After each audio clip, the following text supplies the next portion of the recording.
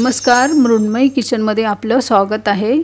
आजची आपली दुसरी रेसिपी साबुदाणा खिचडी।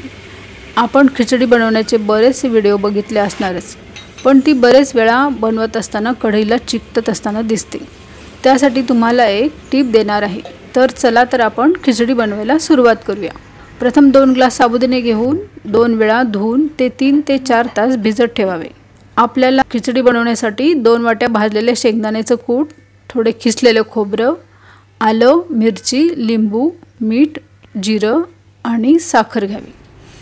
आता आपण 4-5 मिरच्या, अर्धा इंच आलं, 1 चमचा जिरं कुटून घेऊया।